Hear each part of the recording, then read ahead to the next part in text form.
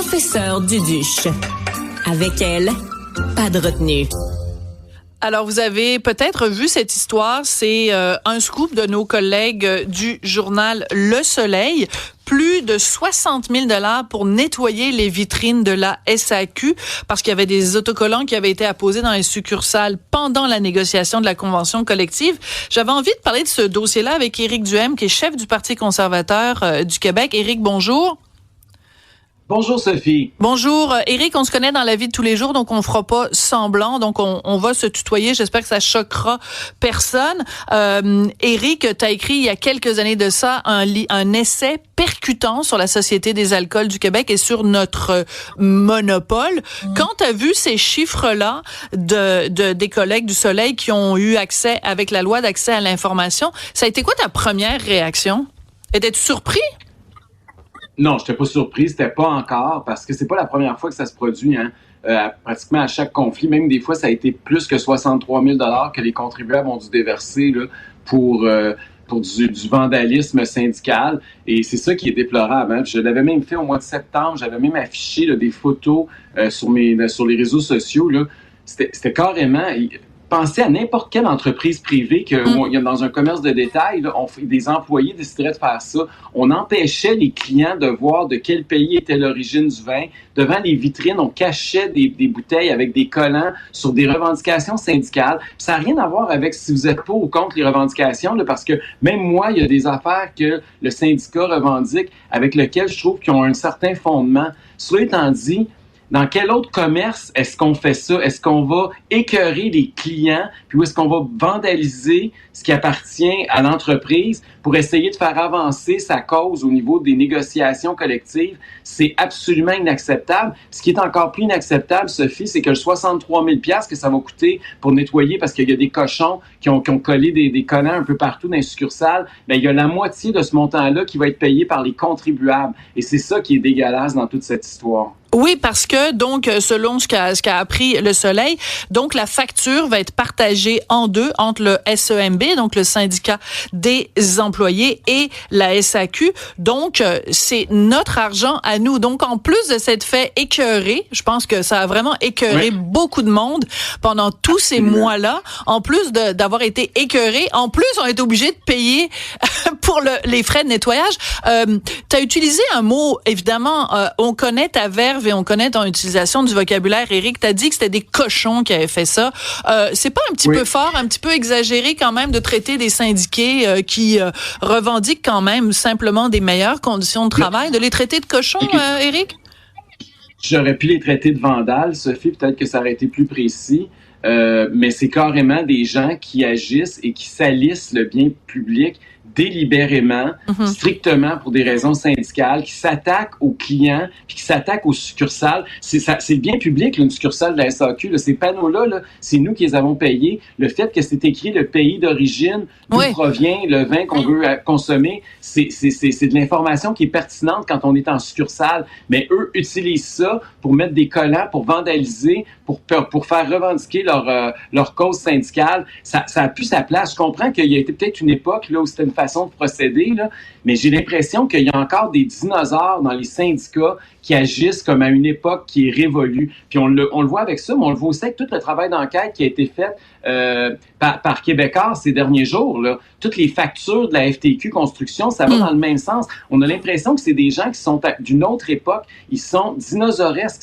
Ils agissent pas en fonction des mœurs puis des valeurs d'aujourd'hui. Et c'est ça que je dénonce. C'est ça que c'est pas acceptable. C'est qu'on prenne de l'argent sur les cotisations syndicales obligatoires des membres pour se payer des steaks à 90$ ou pour vandaliser le bien public, payer des collants, puis pour qu'ensuite les contribuables soient obligés de payer pour les décoller. Ce n'est plus acceptable en 2025 au Québec. C'est ça le message qu'on doit envoyer. D'accord. Mais tu proposes quoi, Éric? Parce que c'est drôle quand même, c'est assez ironique, parce que tu avais en effet il y a quelques années écrit ton livre sur la SAQ. La SAQ pousse le bouchon, mais tu as aussi écrit un livre sur les syndicats. Donc c'est un petit peu tes deux têtes de tête de turc. turc. Je sais pas si on a le droit de dire ça encore, tête de turc. Mais tu proposes quoi à ce moment-là? Qu'on donne moins de pouvoir aux syndicats? Parce que les gens de la FTQ Construction, là, qui se sont payés des bouteilles, des verres, même pas des bouteilles, des verres de scotch à 55$, ça prend toujours bien quelqu'un pour représenter les employés de la construction. Alors, il fait quoi? On les remplace par de l'intelligence artificielle?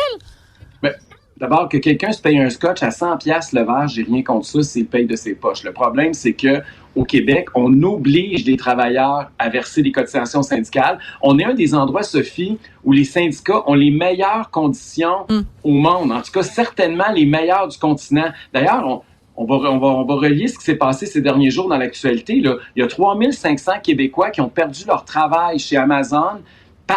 Pourquoi? Parce qu'il y a un entrepôt à Laval qui emploie 200 personnes qui a décidé de se syndiquer, puis Amazon ne veut pas créer un précédent. Mais pourquoi les syndicats de partout en Amérique du Nord ont choisi le Québec pour essayer de faire une percée? Parce qu'on a les lois les plus pro-syndicats du continent, parce qu'on a les lois les plus anti-investisseurs, les plus anti-entrepreneurs du continent. Et c'est ça qui doit changer. Puis c'est pas normal qu'on laisse des syndicats cochonner des succursales de la SAQ ou qu'on les laisse prendre l'argent des contribuables qui sont obligés de donner les travailleurs puis de commencer à se bourrer à la face dans des buffets ou dans le scotch.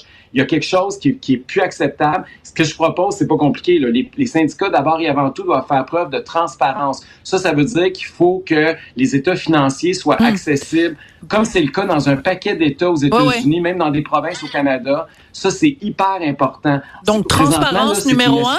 Puis, tu proposais autre chose, c'était quoi, à part la transparence? Bien, à part la transparence, c'est de ne jamais plus tolérer qu'en succursale, dès qu'ils vont vouloir vandaliser le bien public, mais il faut appeler la police. Moi, si toi puis moi, là, Sophie, on se présente dans un magasin, puis on commence à acheter de la peinture sur les murs, ou si on commence à installer des collants permanents pour essayer de vandaliser une boutique, qu'est-ce qui va nous arriver? C'est sûr et certain qu'il y a un policier qui va arriver et qui va nous prendre par le collet. Mais c'est la même chose qui doit se produire avec les employés. Pas parce qu'ils sont syndiqués qu'ils ont des droits privilégiés et qu'ils sont au-dessus des lois. Ouais. Écoute, il nous reste 1 minute, Éric. Je veux quand même t'entendre parce que cette semaine, on sait que l'Ombudsman de Radio-Canada a blâmé Patrick Masbourian au sujet... Excuse-moi, Sophie, je t'entends pas très bien parce que j'entends comme une voix par-dessus toi. Ah, OK. Est-ce que... OK, là, ça va mieux. Ça va. OK. Alors, je voulais t'entendre parce que cette semaine, l'Ombudsman de Radio-Canada a blâmé partiellement, mais Patrick Masbourian pour une entrevue assez serrée qu'il avait faite avec Haroun Bouazi. Toi, il y a quelques années, t'étais passé en entrevue avec Marie-Louise Arsenault. Il y a des gens qui ont déposé des plaintes à l'Ombudsman. L'Ombudsman n'a pas retenu ces plaintes-là. Comment t'as réagi quand t'as vu l'affaire de Haroun Bouazi versus Masbourian? J'étais déçu, mais pas surpris de la part de Radio-Canada parce que c'est pas la première fois que Radio-Canada, le jupon dépasse, puis que c'est une espèce de 2 poids, 2 mesures, puis que la société d'État se porte en grande défenseur là, de la gauche et du wokisme. C'est très, très décevant. Là. Honnêtement, l'entrevue, je l'ai réécoutée. C'était pas... je pense que toi puis moi, on a déjà fait des entrevues plus corsées que ça. Là. Et c'était dans un contexte en plus où le député le méritait. Là. Il avait insulté l'ensemble des Québécois, l'ensemble des parlementaires québécois. Il nous a accusés à mots couverts d'être des racistes. Je veux dire, le fait qu'il pose des questions puis il demande de s'excuser, je pense que c'était là, relativement gentil de la part de M. Masbourian. Pour ce qui est de Marie-Louise Arsenault, c'était effectivement il y a un peu plus d'1 an. Écoute, c'était une entrevue très, très hostile, là, puis c'est correct, j'en ai déjà fait, puis je suis capable d'en prendre. Mais ce qui m'a écœuré dans cette entrevue-là, c'est que madame, c'était une étude pour tenter de discréditer les conservateurs québécois. Et lorsque je l'ai challengée sur le contenu de l'étude, elle n'était pas au courant parce qu'elle n'avait pas lu l'étude. Voilà. Et donc normalement, ça aurait mérité un blâme. Ouais, il reconnaît ça, mais il la blâme pas. C'est quand même assez spécial. Donc, on peut quand même se poser la question, est-ce qu'il y a un 2 poids, 2 mesures selon qui est interviewé ou pas à Radio-Canada, selon que t'es QS ou que t'es le Parti conservateur. Éric Duhem, merci beaucoup. À la prochaine chicane. Va prendre une bouteille à la SAQ en fin de semaine. Je suis sûre qu'ils vont t'adorer.